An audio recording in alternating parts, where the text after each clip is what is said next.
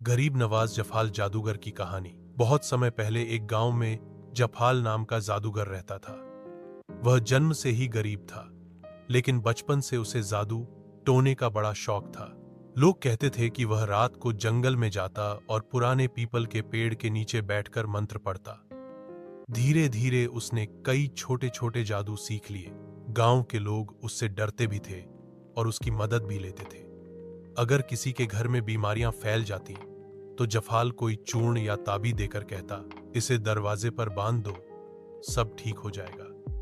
कई बार उसकी बातें सच निकलती और लोग उसे गरीब नवाजा कहने लगे, क्योंकि वह पैसे ज्यादा नहीं लेता था।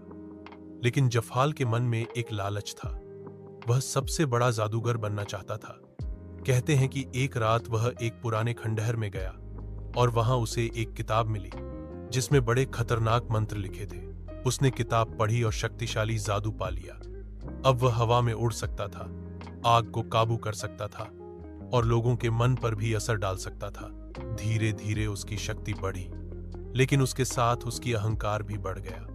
वह लोगों की मदद करने की बजाय डराने लगा। गांव वाले परेशान हो गए और सबने मिलकर एक फकीर से मदद मांगी। फकीर ने कहा, जादू अगर भलाई के लिए हो तो नेमत है, और अगर बुराई के लिए हो तो खुद पर ही भारी पड़ता है। जफाल ने फकीर की बात को अनसुना कर दिया और अपने जादू से गांव वालों को और डराने लगा। लेकिन एक दिन उसका ही जादू पलट गया।